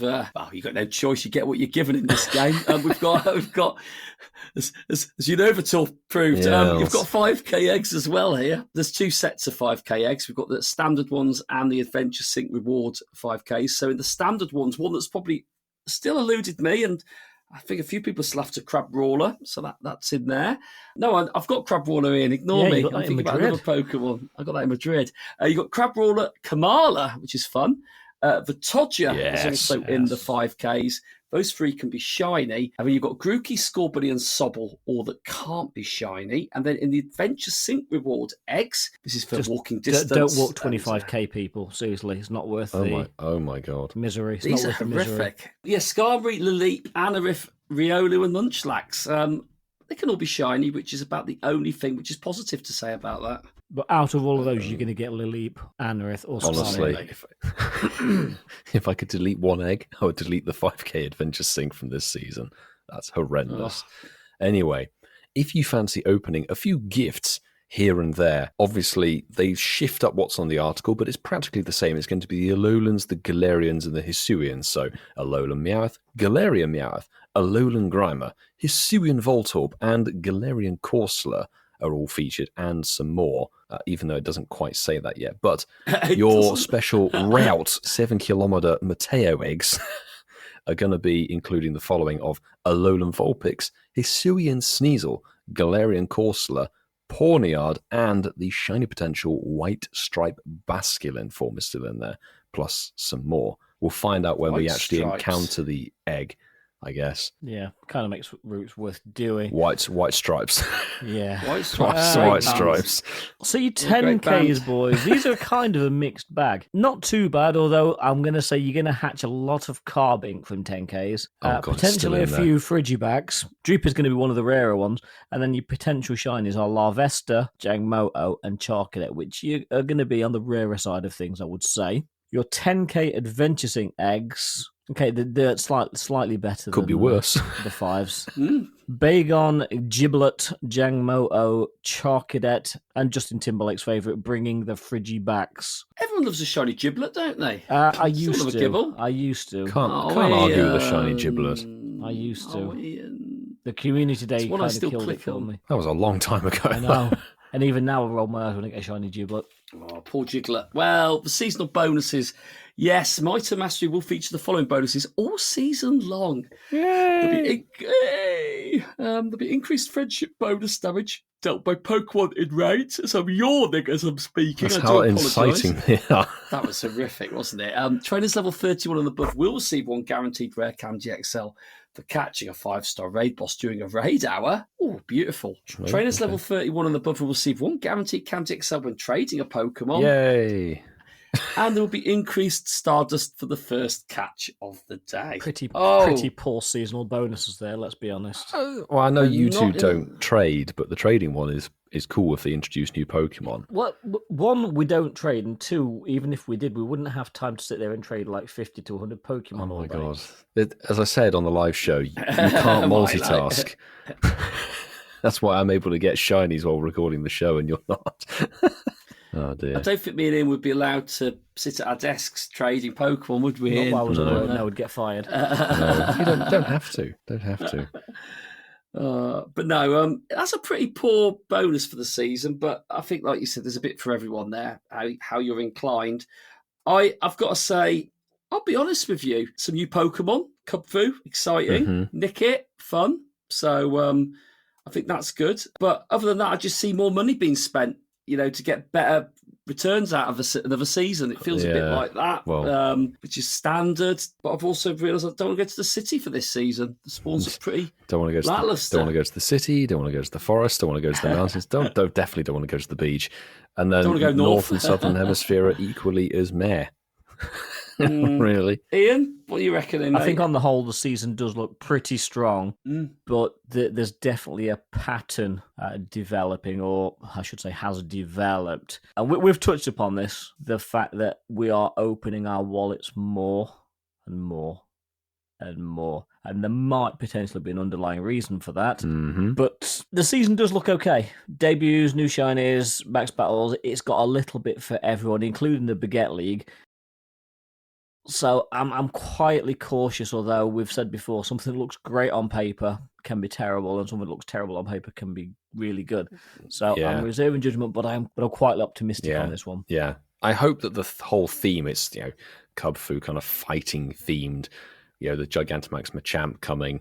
I hope it kind of takes and stays on that track, as it were. But we have seen in previous seasons where it seems to be themed, and then suddenly there's a month's worth of events that have no correlation whatsoever. They're just sort of dumps in there. So I like new Pokemon releases, definitely. Nicket's fantastic. I just think it's hysterical. And actually, I know, caveat with this, great to have Shiny Charcadet dropping as kind of part of the new season, and it will be in all eggs for the duration between, well, it would have been March 5th through to 10th, I believe, when the event finishes. But it is the worst shiny ever.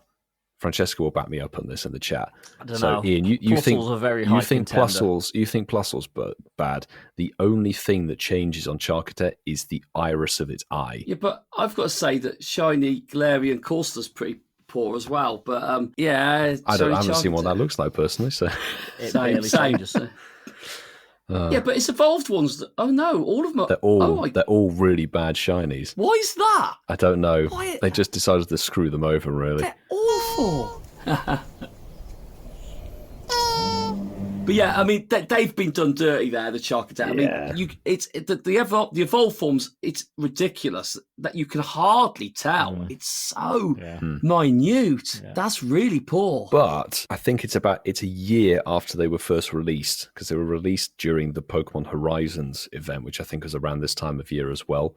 So it's cool. It will be a passive egg hatch thing that very few people will get initially. Yeah, but why don't they just do the colour palette shift like with the newer ones? Oh, I don't know. We'd have to ask with Nintendo. The newer games, they haven't done that, because with the old ones, there was limited on the colour, so it just moved over one shade. But this is the problem. A lot of Generation 9 shinies are very bad. Tandemaus is the epitome of a bad shiny. But should we shuffle it along? So that's the season as a whole. We can quickly dive into the upcoming Max Battle weekend for Dynamax Raikou. This is the first of the Gen 2 beasts getting their Dynamax debut. Raikou will look fantastic as a Dynamax boss. This is going to be available from March the 15th, Saturday, 6 a.m., right through until March the 16th. That's the Sunday following at 9 p.m. So a full weekend. Obviously, we have got the Dynamax debut of Raikou, and you are potentially going to encounter a shiny one as well. And bear in mind, it's Dynamax, so you're only going to need 4 trainers to actually take this down, possibly less. And it's not going to be as complicated as Zapdos. Just Excadrill the hell out of it. Yeah, absolutely. Now, your event bonuses for this one, during the weekend, you will get max particle collection limits increased to 1,600, 1/4 adventuring distance to receive max particles, so that's a slight improvement. Power spots will refresh more frequently, and 8 times max particles from power spots. The following bonus will be active from Monday, the 10th of March at 6 a.m. through to Sunday, the 16th of March at 9 p.m. your local time, and that is 3/4 max particle cost for unlocking and powering up max moves. Very good. There's also time research, which is going to help you build that team to take it down. There will be a free time research opportunity available to traders starting on the Monday, March the 10th, and that's at 6 a.m. local time. If you complete this time research, you will encounter a Dynamax Drillbur, which will complement your battle team. They like giving Drillburs away, don't they, from Dynamax? They do. When you take on this new Dynamax Raikou, you will also get Drillbur Candy, Max Particles, and more to help your team powered up to win this battle. You know, I think they're giving people the chance there to get their teams with the right Pokemon like that, but Drillbur is a fan favourite for a lot of these. Yeah. And there was also a little bit about max out your chance of victory with Campfire. But anyway, that's just standard stuff, a bit like GBL. Yeah, don't worry necessarily. I think this will be exactly the same as the legendary Kanto birds. You will probably be able to duo them, trio them, as long as you've got the right teams. No. And since we all had some chance of getting Drillburs during Go Wild for Toxtricity, we should really have counters for this one, to be honest. So one thing I think we would all stress is do not go in with Pokemon that aren't powered up. Prepare yourself for it. You've got a little bit of time. Prepare yourself for this, because to give yourself the best chance, you don't want to be going into it with, let's be honest, really bad Dynamax Tandemax. But boys, I don't know about what you're thinking, but it's been pretty heavy on the news front. Let's play a little game. A little game? A little game. Let's play a game. Chasing the time. chasing the tail. Tail to chase. It's chasing the tail. Yeah, we're bringing it back. It's been a while since we played this. A few weeks, in fact, possibly over a month. Chasing the Tail, which is a word association game around the names of Pokemon. The rules of this one are really simple. You cannot pause or hesitate, and the name of the Pokemon that you say must be started with the final letter of the previous Pokemon. Milo's in control of the timeout button now, so whether he'll be generous or not, I don't know, but we generally like to say a couple of seconds if you pause. So, the order we're going to go is myself, Milo, and then Marky Boy. And are we ready? What have you got lined up for me, Vasa? It's not a tough one. You only ever put me straight after you to be mean. I'm not being mean. I'm not being mean at all. We shall see. PoGoMiloUK YT. All right, let's begin. Your starting Pokemon is Kubfu. Urshifu. Ursula? Is that a Pokemon? Is it? Ursula? Ursa Ring? I'm thinking Ursa Ring. He's thinking Ursaluna. Oh, I'm out already. There we go. Brilliant. He was along the right fun. line. Oh, Close. Right. I blamed the new season article we just read. Yes. What do you think I was looking at when we started? Because I was thinking, what was it? Kubfu evolves into So, Whitfield, we're in a... I wasn't expecting it to happen so soon. No, I wasn't. Right. Gold member. Right, I'm going to start then. So, my Pokemon is Okidoji. Inteleon. Nickit. Tandemaus. Swaddle. Ekans. Swadloon. Ninetales. All the damn S's. Sylveon. Nincada. Ampharos. Sylveon. I'll think I'm out. You are out. That's a repeat, my friend. Oh, Milo! Milo's like, you're out, you monkey. I couldn't find the sound you're out. effect. I'd said Sylveon not 2 rounds ago. It was only 1 round ago, Milo. Oh, in the game, you mean? In that oh, yeah, round? in literally that rally. But to be fair, that game, you require quick fire, brain power. Marky is unwell. Ian is on the other side of the planet in his head. So, well done, guys. That was a tough ordeal. Well done, Milo. Well done, Milo. That's like taking candy from a baby. All right. Let's get back to some news. Yeah. Eh? Let's get some more interesting stuff. It's the news.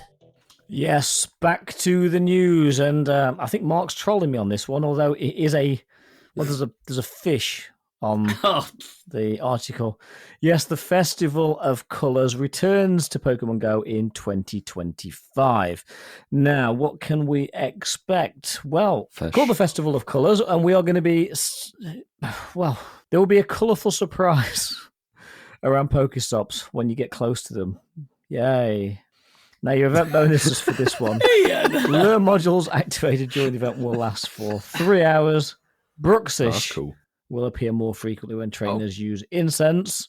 Please don't use an incense. Taking a few snapshots each... Oi, you sleepy sailors, it's time to drop your incense.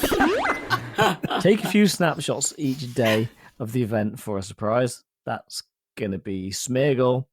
And incense, excluding your daily adventure, incense activated during the event will last for 2 hours. If you're lucky, in terms of your photobombs, you might get a shiny Smeargle. They've turned that one back on again for this event. Hallelujah. Where's the damn sound effect? Hang on, there's never been a more appropriate time. So this is the first time in 2 years. It's been a minute. It's 2023 been a long March. time. And I've never Jesus. encountered my own shiny Smeargle, ever. Have you not? This is your Have you time. not, Ian? This is your time to shine, Ian. 2025 is when you shall get the dog as a shiny. Anyway, a festival of colours includes some wild encounters, and yes, shiny Bruxish is making its debut. Definitely drop your incense, don't take Vass's advice, but Flabebes are obviously spawning in different corners of the world. Flabebe. You guys probably know this at this point. Red flower is appearing in Europe, Middle East, Africa, and India. Don't know why they leave that off of that. They always leave sort of India out, acronym. don't they? Bless them. Yes. Blue flower is in the Asia-Pacific region, and yellow is over in the Americas. And if you're lucky, you might encounter the white and orange flabébés, no matter what region you are in. But alongside... The flumeses, they're the fluses flabébés. They're fluting around. They're sort of, I don't know, travellers. I don't know. Travellers. But alongside all of those different... Flabébé is a gypsy. No, you just did. I was thinking it, you said it. So, gypsy. there are other wild encounters. There's going to be Drowsy, Magikarp, Natu, Apom is horrendous, Meditate, Twebble, fantastic, all the different Flabébés, and Bruxish. And obviously, some trainers might encounter the following. Being a bit more rare is the white and orange flower That Flabébés. is a terrible pool of Pokemon. Could be worse. I mean, Twebble really pulls it down. But Bruxish in the wild and Boost Off Incense. Hell yes. Yeah, maybe people won't hate Bruxish as much. I want. It's I like doubt it, Ian. Have you seen the shiny of it? I haven't. Yeah, it's horrible. Looks like a fruit salad. It's a fruit salad. It's horrible. It doesn't do it any favours, Ian. Let's put Bruxish back in room 101. But with new events, we've got new raids, and the following Pokemon will appear in raids. So, Oh my god. starting at 3-star raids, actually. So these are fun. So nobody probably. 3-star raids: Vaporeon, Jolteon, and Flareon. Why? Kanto Evolutions. Yeah, which are also in the wild. Yeah, go for that. Knock yourselves out. They can't be shiny. 5-star raid is the old Tapu Koko, Tapu Koko, nice. which can be shiny. Fun fact, I've got none of the Tapus shiny at all. Gold member. And in Gold member, and in Mega Raids, I like Mega Swampert. That's in there, and it can be shiny. That is disappointing. I think Mega 90 wants to Swampert. stop playing the game for a week, don't they? Yeah, both for a season here, the way they're going. Now, your field research task rewards will give you the following. Event-themed field research tasks will be available, and completing them will earn you Stardust and encounters with event-themed Pokemon. There will also be some timed research, which actually, drumroll please, Oh. will be free. Oh, nice! Yep.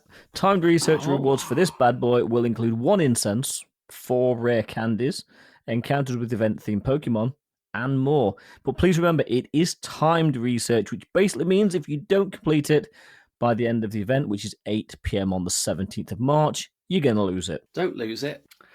But if you wanted to buy something, don't worry. Niantic have your bases covered with that too, because there is, of course, paid timed research to go alongside the free stuff for only $2 this time, or the equivalent in your local currency. You'll be able to get this special research, which can reward you the following: 2 lure modules, wrong podcast, 4 incense, nice, that's good, 2,000 dust, okay. And don't worry, if you wanted to get yourself a fruit salad fish, this time research is going to give you encounters with Bruxish. Oh, it has encounters, so it's more than 1. Yes, I imagine a couple of 2. them, which is nice.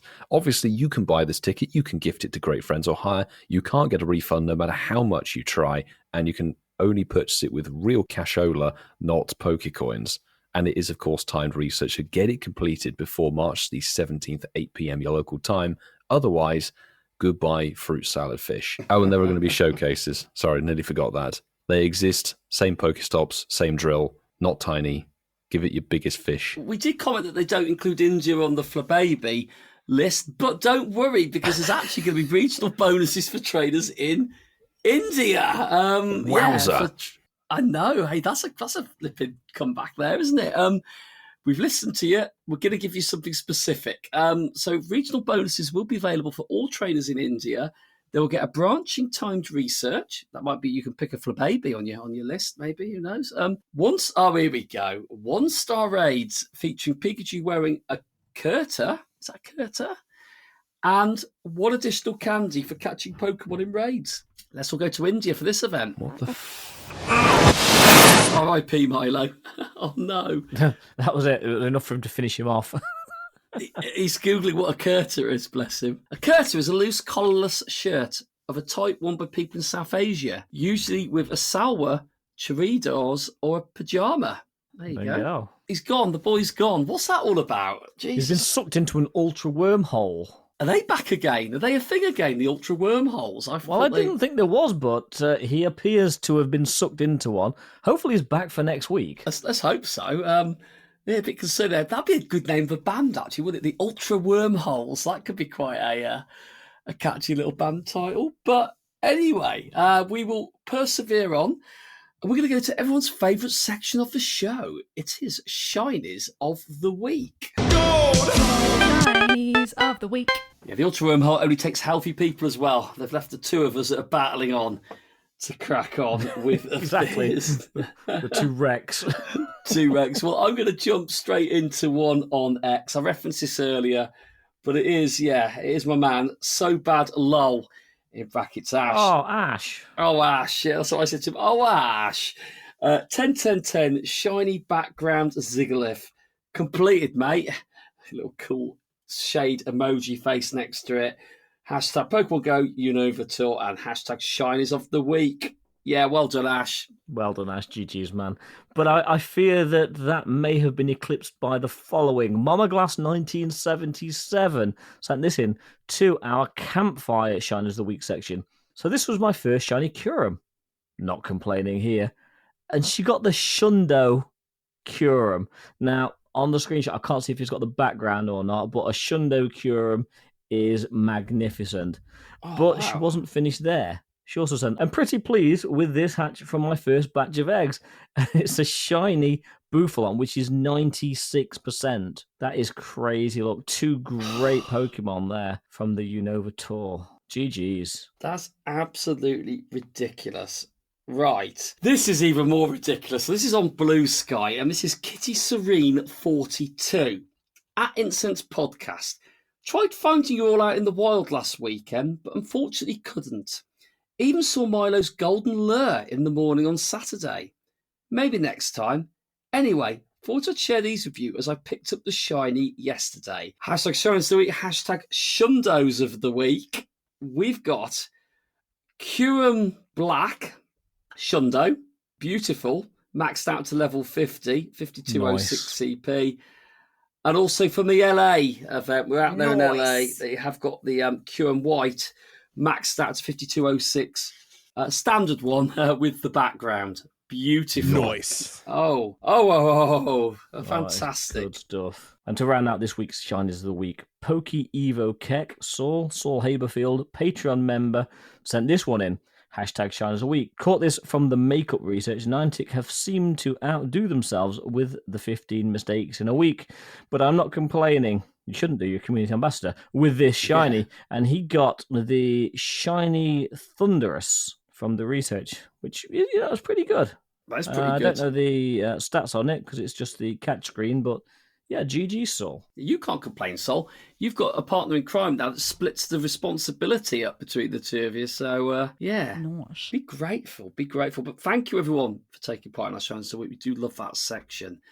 And, yeah, nice to hear what you've got. Like we said at the beginning of the show, use our social media platforms as you have already done. If anyone wants to get involved in it next week, please do that using that hashtag Shinies of the Week. Ian, have you got the will to live from news part 4? I haven't, but I think that we probably should go through it and let us talk about a couple more bits that are happening shortly. Yeah. It is. It's the news. Oh, Nicholas, it sure is the news. And we are talking about the Might and Mastery Power Up ticket. So we did reference this earlier in today's show. And the Power Up ticket of March is very much out now. And it runs for the month, basically, 4th of March to 4th of April, 10 a.m. local time. So it's been in the shops a little while, to be fair. Started beginning of the month, but has now come into play. But people are going to be able to get a little bit more for the season of Might and Mastery in Pokemon Go. And it will give people those bonuses, including Candy XL for trainers level 31 above for completing raid battles and max battles. So that's really, really cool. March details then. Power Up Ticket March. So for $5 all the equivalent price of tier in your currency, you'll be able to access the bonuses and the time research opportunities throughout the month of March. It does expire. Remember that. You need to claim all your rewards before Friday, April the 4th at 10 a.m. local time. Trainers will be able to gift it to Pokemon Go friends that are great friends or higher, and they're non-refundable. We've said all that before. But the power-up ticket will only be available in the shop until March the 11th at 8 p.m. So a couple of days after this show drops, if you haven't already got it. March bonuses. The following bonuses will be available every day when the ticket is purchased until Friday, April the 4th. That'll be the one additional Candy XL awarded to trainers at level 31 above for completing raid battles and max battles. 3 times XP awarded for your first catch of the day, as well as 3 times XP for your first Pokestop or gym spin of the day.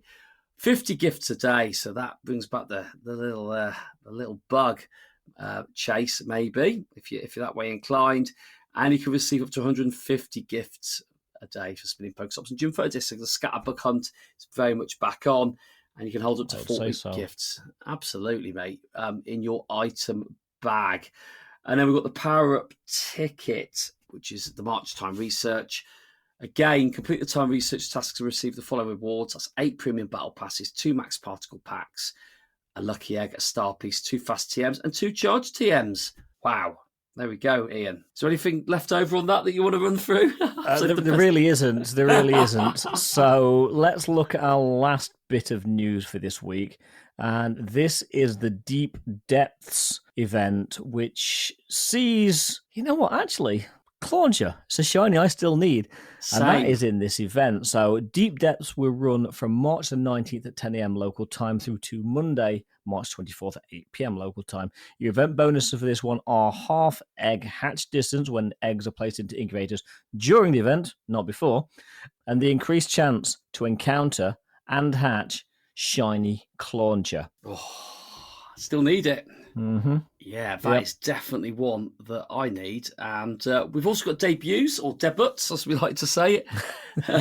Nickit, Milo's Pokemon, and it's a level evolution Feelvul, or Feevel, will make their Pokemon Go debuts. And 50 Nickit candy will allow you to make that evolution. Absolutely. The wild encounters for this event, a mixed bag. Let's be honest, definitely a mixed bag. Murkrow, Sneasel, Corfish, Clamperl, Purloin, Female Frillish, and Clauncher are in the wild. So again, you've got a chance to find the shiny Clauncher in the wild as well as hatching eggs.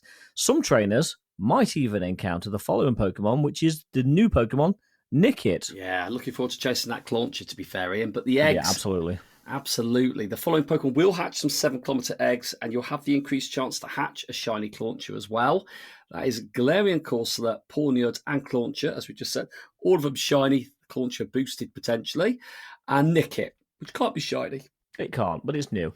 Your field research task rewards for this one will be, as usual, event-themed field research tasks, and completing them will earn you encounters with event-themed Pokemon. Absolutely. And there will be time research. There'll be free time research. That's free, which is good. Ooh. And you'll be able to get from it 10 Kubfu candy, 1 mysterious component, encounters with One event... component. One component, yeah. Yeah, one component. Encounters with event-themed Pokemon. It sounded better than it actually is, didn't it, Ian? Then? Yeah, 1 mysterious component. 2 times Stardust for catching Pokemon after completing the time research, and more. Yep, and of course it is timed research, so it will expire. However, if money is burning a hole in your pocket and you really want to give Niantic some more to their little bank account, $2 US or the equivalent in your local currency will get you the paid timed research. And this one, again, is timed. It kind of gives it away in the paid timed research name. With this one, you will get the following: 2 super incubators, 1 star piece, and encounters with Clauncher and Nickit. Well, tickets are giftable. Great friends are higher. Usual spiel. I'm actually looking forward to this event. And with all events, we do get collection challenges and showcases on Pokestops. Yeah, they will be coming. And there will be basically focused around catch and evolution focused challenges. They will give you Stardust XP and encounters with event-themed Pokemon. And yeah, the same Pokestops in different locations with the same types of size categorization. It's the same Pokestops. We'll have showcases on. Same as always. Not sure how I feel about the Force evolutions, because sometimes we like to save them for when shinies are released. But we'll see what the collection challenge entails. And that's it. It actually doesn't look too bad an event, actually. New release in Nickit, and of course the boosted shiny Clauncher, which a lot of people I spoke to are still struggling to encounter. So hopefully It's going to be a good event for everybody. Sounds good. Well, there we go. That is definitely the news finished for this show. But we are going to go to a part of the show which feels weird me talking about my own poll, Ian. But I'm gonna get the poll out. Are you comfortable with that? I think I'm okay with that. I'm still kind of vaguely in the room, so you get out the poll.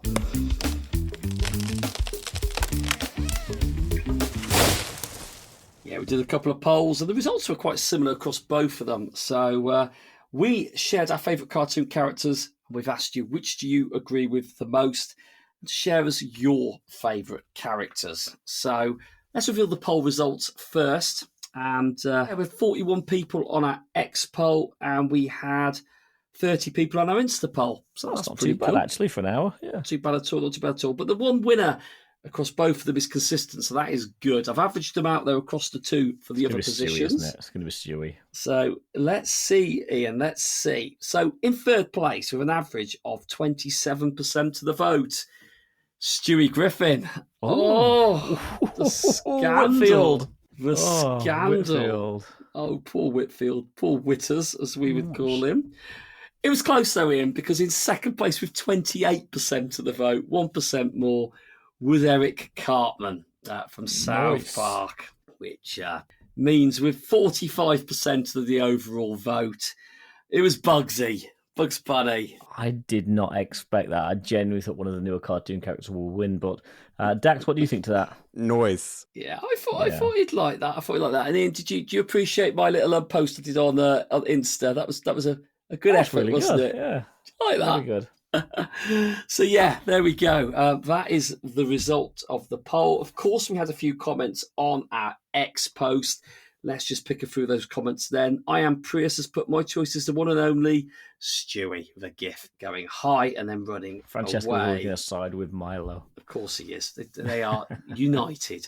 Nakeen Brown has put, without Daffy Duck, there's no Bugs Bunny. Absolutely correct. Juma Pogo has put Bugs Bunny, a little gift dancing around. I can see why Bugsy won this. Sanji Schmosby has put a respect my authority. Respect my authority. Reference to good old Cartman there. A wannabe archaeologist has put, haven't seen any, but Eric Cartman is the only my parents have seen, and my dad said it's the best of the three. So there we go. Thank you, Oscar. Appreciate that one. And Chicken Chaser 89 has put, obviously, Aang. As his favourite cartoon character. There we go. Thank you, everyone, for getting involved. That is the poll. And that is also the opportunity for us to round out this week's show. Yes, we've done it. 213 is completed. And we hope you've enjoyed it. And hopefully Milo will come back next week. If he doesn't, we might have a very different outlook on the show's life moving forward. But yeah, those wormholes are very pesky, and they always appear when you don't expect them to. Yeah, let's hope it releases him before Community Day. Oh goodness! Imagine if it didn't. He'd be mortified. He'd be mortified. But there we go. So we hope you have, like I said, enjoyed it. Please hit the follow, subscribe button across our social media platforms. We are on Apple, Google, Spotify, and all of the others. There's many, many more. Please also leave us a review. We encourage reviews of any star variety. Hey, if you send us one and write a few little witty notes alongside it, we might even read it out on the show. Please follow us on X, Instagram, and all the rest at Incensed Podcast to keep updated with all the local stuff, or the latest stuff, I should say, not local stuff, the latest stuff, because we do ask you to get involved and we like to share your thoughts around the various events. There's quite a few of them coming up, isn't there, Ian, from what we've seen? There is. I mean, we've got Milan in just a few weeks and so many actual in-game events. It's scary. It is building up again. This is the time we like to thank our Patreon members. You are the heartbeat of the show. And without your fantastic support, we wouldn't be able to produce the podcast that we produce for you now. Hey, 213 consecutive weeks doesn't happen by just blood, sweat and tears and a belief. Let's put it that way. We really do appreciate it. And we'd like to give a nice shout out First of all, to our silver Patreon members, who are all part of the Incensed family. Absolutely. And our silver tier patrons are as follows: KLXVI, Del Hazard, Spindiana, Laurie Beck, Stephen Norway, CC is Mad, McFloof, Saul Haberfield, Lizzie George, Sander van der Dresch, Neonet, Ellen Rushton, James Alexander, Northern Soph, Tom Cattle, Charlie Todd, Robert Wilson, Miss Summer of 69, Malcolm Grinter, Geordie Castell, and the Hot Weasel. Do you know something, Ian? This will probably go above your head, but every time I hear James Alexander mentioned in the Patreon, there used to be the guy who used to read out the classified football results. Do you remember him? I really don't. His name, Ian, was James Alexander Gordon. Oh. But there we go. And we also... Leeds 0, Derby County 5. That was it. I used to try and catch him out in. It was always like, he never went, Derby County 5, Manchester United 7. It was always a lower number, but no. Thank you to our Gold Patreon members. Listen, your support really does make that extra bit of difference. You know, we talk about Patreon being a very important platform for supporters to support their favourite content. It really is a big, real important part for this because, like we said before, this doesn't happen off a whim, and it just certainly doesn't happen quickly. It is a labour of love, the podcast, and we know your ears love it. And the fact that you have joined our Gold Tier Patreon members suggests to us that we need to keep going. Well, it doesn't suggest us, it tells us we need to keep going, but it also is something that we are very, very, very appreciative of. So thank you very, very much. Our Gold Tier Patreon members are... Gold member. Oh, I like that. Put some more gold in the mix. I like that. That's good. Our gold members. Our gold members. JB, Clifford Mert, Kerry Ann Zachary, Barside 2, Mandy Croft, Mr. Mossam, Mufti, and Twiggy25. Gold! You are the Gold tier, and we... I love that one. Gold! Gold! That's the one that gave Milo his impression. Gold. And there we go. Well, thank you for tuning in to listen to this week's episode. It has been fun. A lot to talk about, but we hope you enjoy it. We hope you have a great week. We will see you next week again. But wait there, Marky. We've got some good news. Oh, go on, Ian. We can't. What is it? Well, next week... it's a busy one. Max Monday on the 10th of March will be Drillbur. Ooh. Spoiler Hour on Tuesday will be Roselia with a 2x Evolution XP bonus. And Wednesday's Raid Hour will be the Kanto Birds. Oh, the Kanto Birds are coming back. It sounds like a good week ahead of us. Well, anyway, thank you all for joining us. Keep safe, gang, and we will see you all next week. Gold.